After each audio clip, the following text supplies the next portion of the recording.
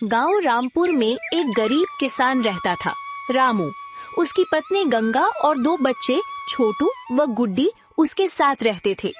आधा बीघा जमीन ही उसकी रोजी रोटी का सहारा थी। मेहनत तो बहुत करता, लेकिन बदले में हमेशा भूख और कर्ज ही मिलता। जब गांव में भयानक सूखा पड़ा तो रामू की सारी फसल सूख गई। उस रात आंगन में बैठकर उसने आकाश की तरफ देखा और गंगा से बोला, गंगा, लगता है मैं हार गया हूँ, अब क्या करूँ? गंगा ने उसका हाथ थाम लिया। रामू, मेहनत करने वालों की हार कभी नहीं होती। बच्चों की पढ़ाई मत रोकना, यही हमारे लिए उम्मीद की रोशनी है। रामू ने उसी रात ठान लिया कि चाहे भूखा रहना पड़े, लेकिन बच्चों की पढ़ाई कभी नहीं रुकेगी। अगले दिन रामू गांव के अमीर जमींदार ठाकुर प्रताप सिंह के खेत पर मजदूरी करने गया। ठाकुर ने उसे बेहद कम मजदूरी दी, दिन भर की मेहनत के बदले सिर्फ 2 किलो गेहूं।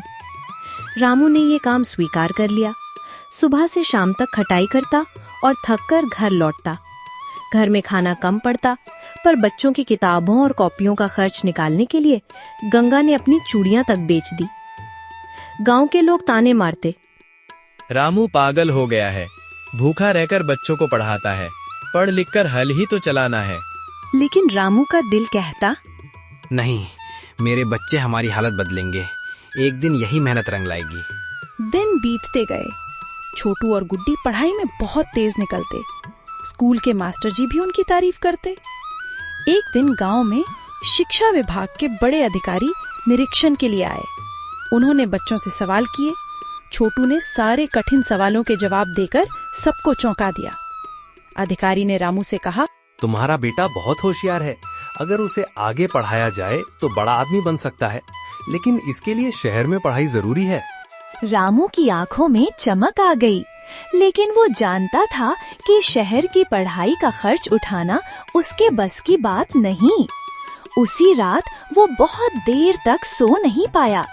गंगा ने उसकी बेचैनी देखी और कहा, रामू, जब से मैंने तुम्हें जाना है, तुमने हमेशा हार मानने से इनकार किया है।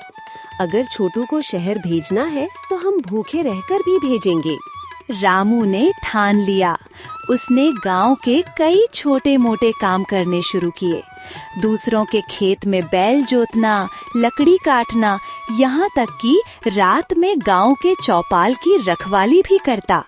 धीरे धीरे उसने इतना पैसा इकट्ठा कर लिया कि छोटू को शहर के स्कूल में दाखिला दिला सके।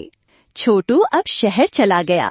वहाँ की बड़ी इमारतें, अंग्रेजी बोलते बच्चे और नई नई किताबें देखकर वो पहले तो घबरा गया, लेकिन उसे हमेशा बाबा के शब्द याद रहते। बेटा, याद रखो, हम गरीब हैं, लेकिन मेहनत में किसी से छोटे नहीं, कभी डरना मत। छोटू दिन रात पढ़ाई में जुट गया। वो जानता था कि अगर असफल हुआ तो बाबा का सपना टूट जाएगा। इधर गांव में रामू और गंगा की हालत और खराब होती गई। मजदूरी से गुजारा करना मुश्किल हो रहा था। कई बार तो उन्हें सिर्फ सूखी रोटी और नमक से ही काम चलाना पड़ता। लेकिन जब भी छोटू का खत आता, जिसमें वो अपनी पढ़ाई और अच्छे अंकों के बारे में लिखता, तो रामू और गंगा की थकान मिट जाती। उन्हें लगता, हमारी भूख बेकार नहीं जा रही, ये सब मेहनत कल को उजाला बनकर लौटेगी। साल बीतते गए। छोटू ने अपनी पढ़ाई में लगातार अच्छे नंबर लाकर सबको चौंकाया। उसने स्कॉलरशिप भी जीत ली, जिससे फीस और किताबों का बोझ कम हो गया।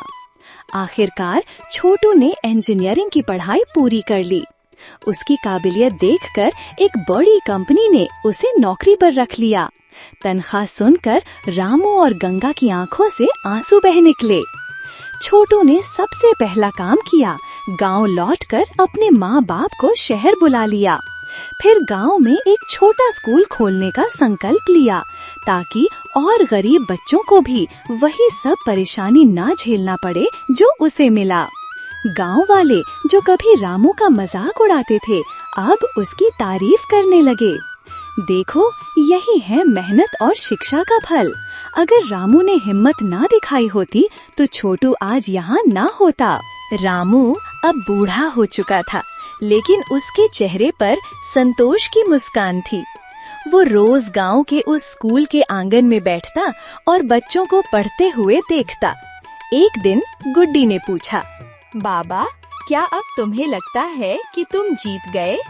रामू ने आसमान की तरफ देखा और बोला, बेटी, जीत हार पैसों से नहीं मापी जाती। असली जीत है अपने सपनों को सच होते देखना। मैंने सपना देखा था कि मेरे बच्चे अंधकार से उजाला लाएंगे और आज वही सच हो गया है।